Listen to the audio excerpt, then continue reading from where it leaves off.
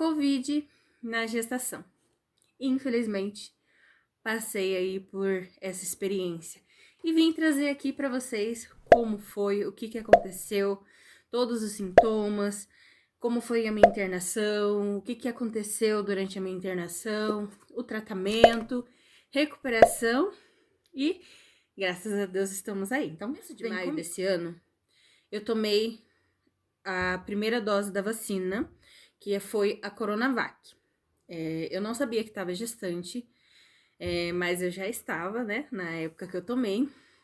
Eu não tive sintomas, foi bem tranquilo. Tomei a vacina normal. Dali um mês eu teria que voltar de novo para tomar a segunda dose. Só que aí eu já descobri a gravidez, né? Então ficou aquele meio termo. Será que eu tomo a segunda? Não tomo, porque como tava tendo muitos conflitos, se gestante podia tomar a segunda dose, não podia. Muitas obstetras estavam falando para não tomar. E como eu tava ali naquele início de gestação para tomar a segunda dose, e eu tava indo no hospital direto. Você não sabe ainda do meu começo da gestação, como foi complicado. Enfim, tá aqui o vídeo. Foi o primeiro vídeo do primeiro trimestre. Então eu ia lá toda semana. E a obstetra que me atendeu num desses períodos, ela falou, olha, eu tô recomendando tomar a segunda dose, porque se você pega o vírus nesse momento mais delicado, o vírus ele vai bater do mesmo jeito do que uma vacina. A vacina é um pouco mais controlada, então fica aquilo, fica a critério, você que sabe se toma, se não toma, mas se acontecer de você pegar, pode ser um pouco pior, né? Fiquei nesse impasse, mas eu senti, eu falei, olha, eu tomei a primeira dose, eu não sabia que estava gestante, mas deu tudo certo. Eu vou passar de novo, vou tomar, entregar nas mãos de Deus e vai dar tudo certo. Então eu tomei a segunda dose. A segunda dose da Coronavac e não tive sintomas, ficou tudo em paz, tudo tranquilo. E minha jornada continuou. No dia 6, mais ou menos, meu esposo começou a ficar com uma gripe forte. Depois que veio todo esse coronavírus, toda gripe que a gente tem, a gente fica com o pé atrás. Pelo menos aqui em casa, né? Essa veio um pouco mais forte, né? Meu esposo estava sentindo muita dor de cabeça, muita dor no corpo. Sintomas. Eu comecei a sentir dia 9 de setembro. E eu não sei a ordem, mais ou menos, do que começou. Mas eu senti todos esses sintomas ali no começo. Então, foi tosse seca, dor de cabeça muito forte. Senti ela até a minha internação, até eu senti os primeiros tratamentos lá no hospital com a internação. Então, eu fiquei com essa dor de cabeça intensa. Dor na garganta, leve, dor no corpo, calafrio, mas era um calafrio que não subia a febre.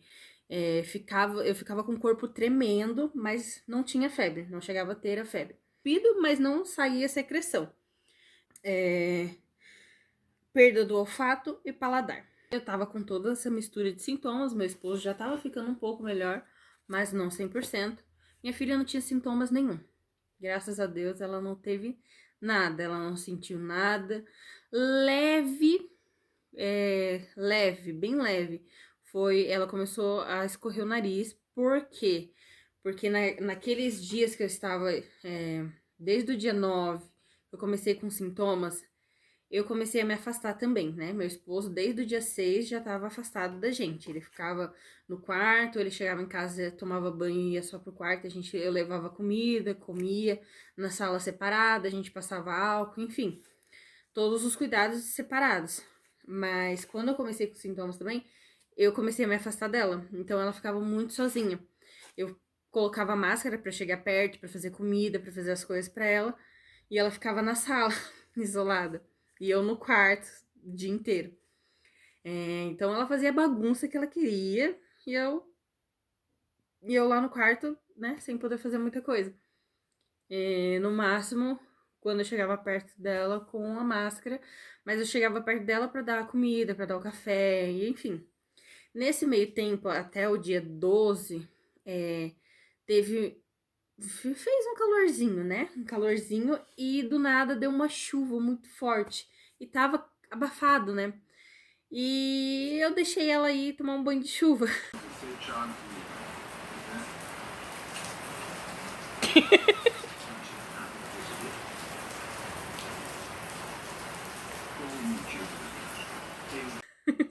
Porque, né, quando eu era criança, meu Deus, era uma alegria e era uma vontade e era muito gostoso. Então eu falei, ah, deixa ela curtir, né? Principalmente porque estávamos para nos mudar de casa e a casa onde a gente estava era num condomínio e era bem tranquilo, bem de boa, bem paz, gente. Então eu falei, ah, filha, aproveita, se liberta, porque depois a gente vai pra uma casa que ela não vai poder nem sair de casa direito. Que no caso é onde a gente tá agora. Então ela foi, brincou na chuva, enfim, curtiu. E aí eu acho que por causa dessa chuva ela ficou com o narizinho meio escorrendo depois, né? Porque tava quente, do nada veio aquela chuva geladinha e ela tomou, mas enfim, valeu a pena, valeu a memória, ela lembra até hoje. Aí a gente já começou a despertar, vamos logo fazer esses testes pra gente se resolver e ver o que vai fazer da vida. Aí no dia 11, no dia 11, a gente foi no Hospital do Rossio pra poder pedir as guias pra fazer o teste e tudo mais. Pegamos as guias, fomos no laboratório, só que a gente foi no dia 11, se eu não me engano, foi sábado. Daí já não dava mais pra fazer porque o laboratório fecha no domingo. Então a gente marcou pro dia 13. Aí dia 13 a gente marcou de manhã pra fazer os testes. E eu e meu esposo fomos fazer aquele do nariz bendito. Gente, toda vez que eu tô gripada eu vou fazer esse teste. E pensa num negócio ruim. Fomos pra casa, ficamos esperando o resultado. E perto da noite saiu o resultado que estávamos positivados. O médico que a gente tinha passado lá no Hospital do Rossio tinha pedido pra gente voltar caso desse positivo, né? E eu fiquei daquele jeito, gente. Eu fiquei tipo, não tá acontecendo isso, gente. Ah, me poupe, né? Isso passa em qualquer lugar. Mas deu positivo. E agora o que eu vou fazer? E essas crianças, será que elas estão bem? E a gente vai. Enfim, a cabeça começou a subir, né, gente? A gente pegou, se arrumou, né, pra ir pro hospital. E eu fui na expectativa dele passar algum remédio, alguma coisa assim, do tipo, pra ficar em casa, pra gente ficar, né, de quarentena. E com tudo isso acontecendo, a gente foi repassando pra família. O meu irmão se dispôs a ficar com a minha filha. E aí a gente, depois dos resultados, né, de ver o que poderia acontecer, a gente, né, topou pra que ela ficasse afastada da gente, pra que não passasse pra ela. Meu Deus. Eu não sei nem dizer direito a sensação pra passar pra vocês. Ter que ficar longe da minha filha e ao mesmo tempo pensar no bebê que já estava comigo e poderia estar passando um monte de coisa pra ele, sabe? Então, os sintomas dela foram esses, do meu esposo também e do meu também. No dia do hospital à noite, que a gente retornou, passei com um plantonista normal. Ele me, né? Ele me orientou para fazer alguns exames lá com eles, porque como eu tinha dado positivo e eu estava com um pouco de falta de ar, seria bom eu fazer tomografia na gestação. É complicada por conta da radiação que tem muito forte, pode trazer alguma coisa pro bebê, pode não passar. Então eu fiquei naquele dilema. E agora, eu faço ou eu não faço? Eu tô sentindo um pouco de falta de ar, mas não é aquela falta de ar. Mas aí, não sei, algo no fundo do meu coração diz assim, faz. Faz, porque assim, eles iam colocar uma manta na barriga, né, pra não passar pro bebê. Enfim, iam fazer o possível para que não passasse, mas eles teriam que contar com alguma coisa, tem que explicar os riscos e tudo mais.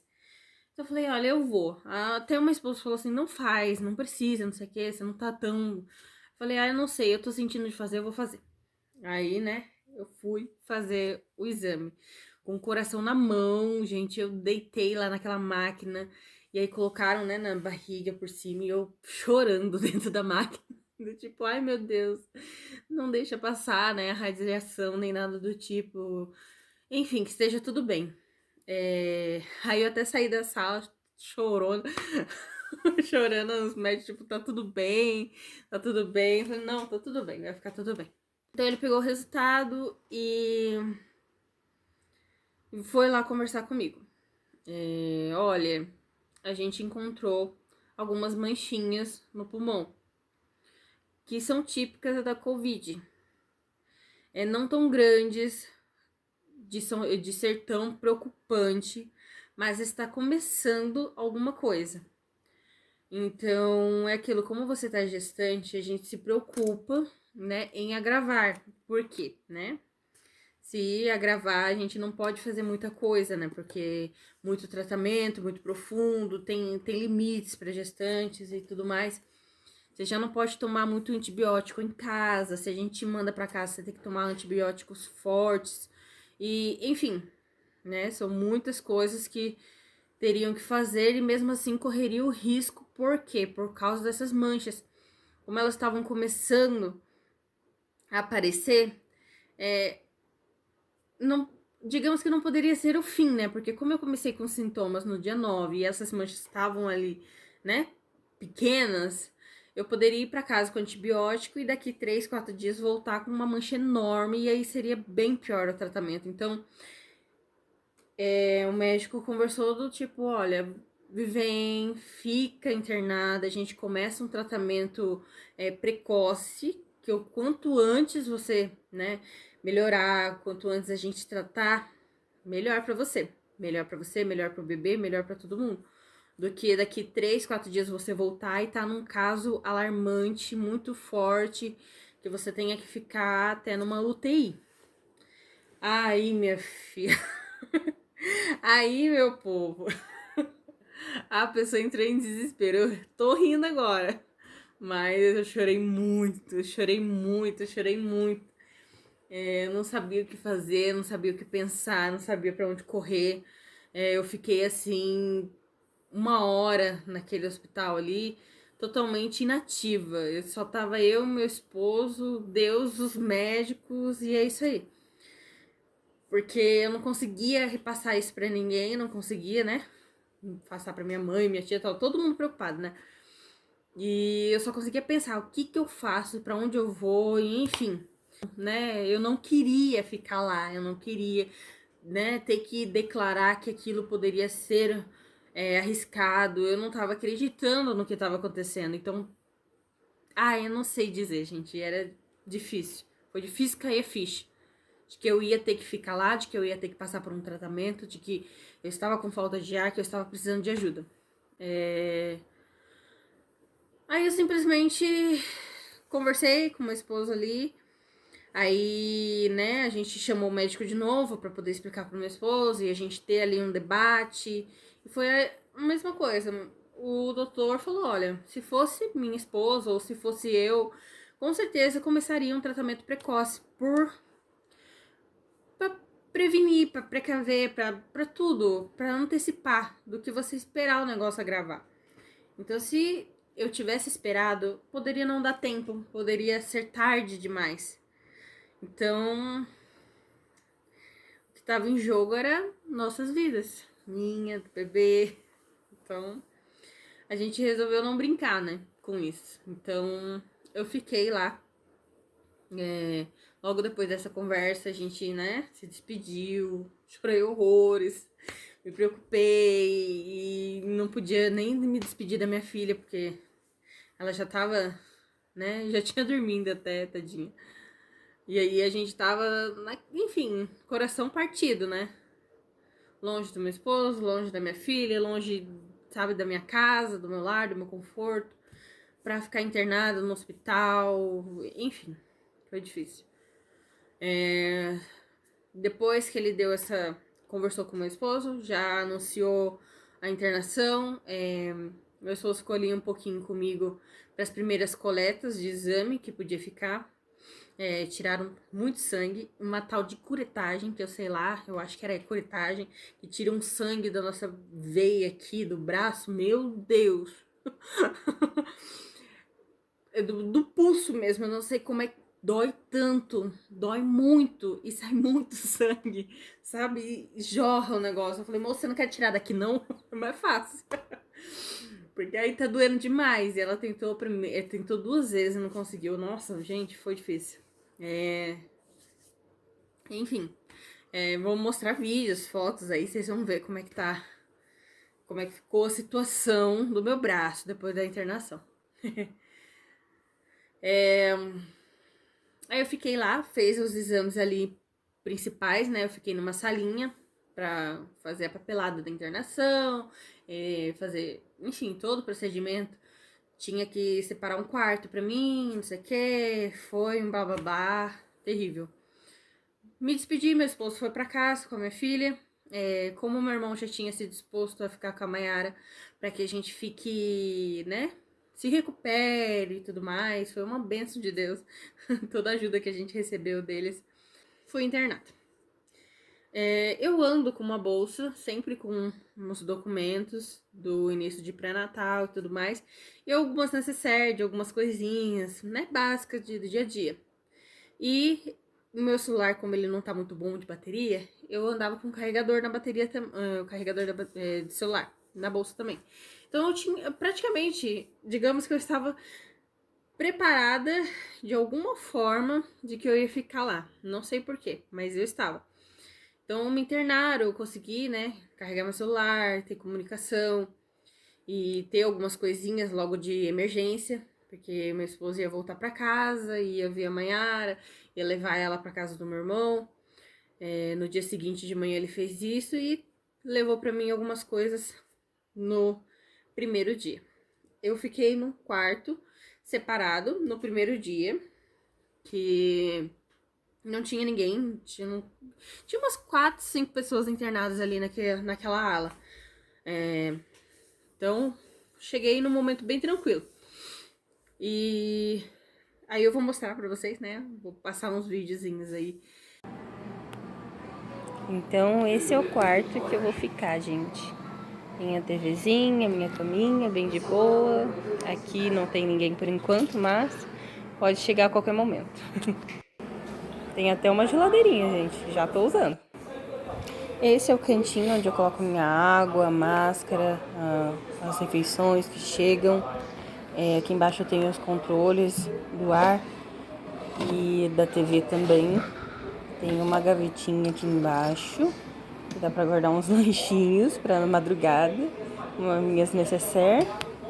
Aqui embaixo tem um saco de roupa suja, deixei guardado, e a minha mochila com algumas roupas e outras coisas.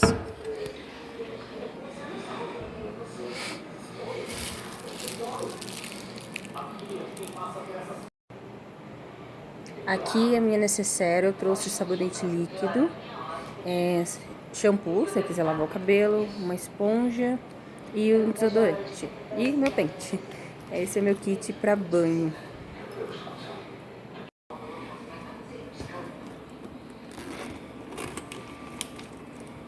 Essa é a necessaire que eu trago sempre na bolsa. Ela tem um lencinho, tem um protetorzinho de privada e tem esse vermelhinho aqui, rosinha, que ele guarda alguns protetores diários.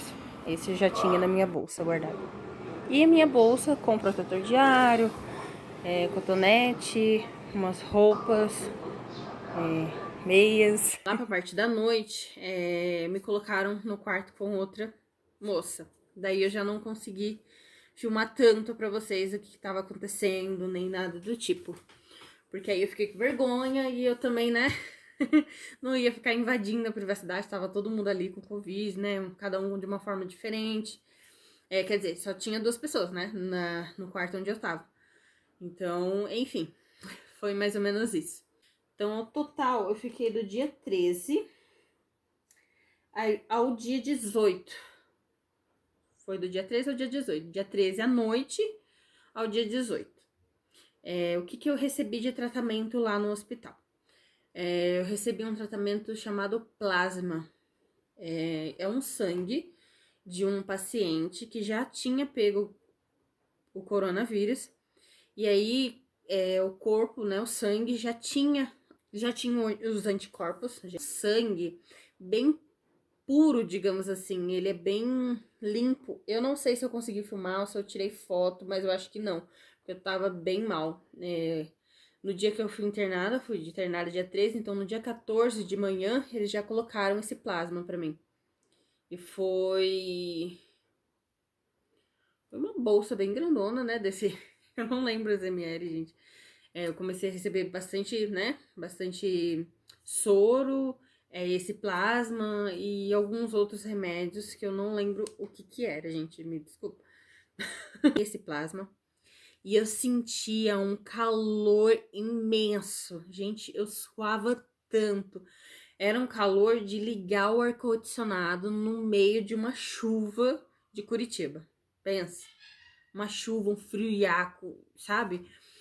Lá dentro do quarto não tava tão frio, mas não era pra ficar tão calor assim a ponto de ligar o ar-condicionado.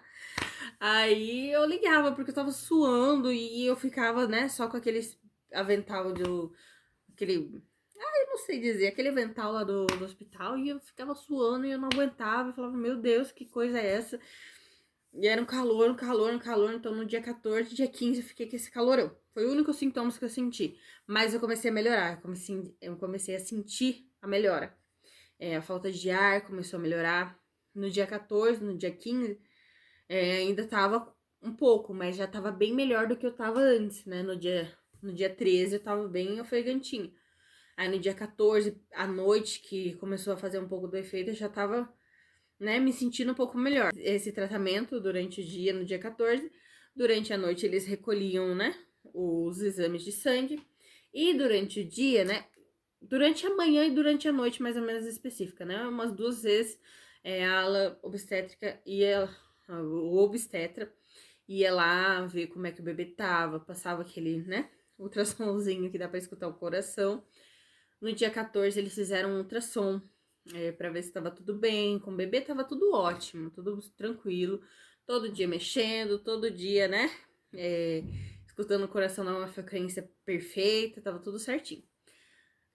Então, dia 14, aí dia 15, não fiz mais o tratamento com esse plasma, mas foram analisados os exames, tava descendo toda essa contaminação, tudo mais, de 80, digamos que foi para 50, 40, ficava assim, sabe? Dia 17, né, com todos esses tratamentos aí, eu não fiz mais o plasma. Se não descesse, eu teria que fazer de novo, mas estava descendo, então estava tudo indo muito bem. No dia 17, que eles iam provavelmente me dar uma alta, se tivesse com essa porcentagem se eu não me engano, eu tava com 10 no dia 16 e eu tinha que estar com menos de 10 no dia 17. Só que eu não. No dia de manhã, como eles passavam naquela, né? Logo de manhã eles passam, né, pra ver, pra falar, pra conversar, enfim. O meu exame tinha dado 2 a mais. Então, de 10 ele passou pra 12, 13, se eu não me engano. Aí eu fiquei desesperada de novo. Eu falei, eu não acredito. Eu não acredito. Aí por causa disso, ele falou assim: olha, por ter aumentado, não foi significante, mas aumentou essa pequena porcentagem aí. Se aumentou, a gente tem que ficar de olho para ver se não vai aumentar amanhã, se vai diminuir depois. Enfim, a gente tem que ver. Pelo menos ficar com você por mais 24 horas pra gente apurar e ver como é que tá, porque o bebê tava bem, eu tava me sentindo muito bem, o meu corpo já não tava sentindo tanto, já comecei a dar uma melhorada. Então lá pro dia 16 até, né, 16, eu já tava nos 80% bem, né? Mas ainda faltava um pouquinho mais. Então, dia 16, no dia 17, né, eu já tava super. Eu levantava, fazia as coisas, já tava estressada que eu tava lá e não tinha mais nada pra fazer. Eu ficava o dia inteiro nesse celular e ligava pra minha filha.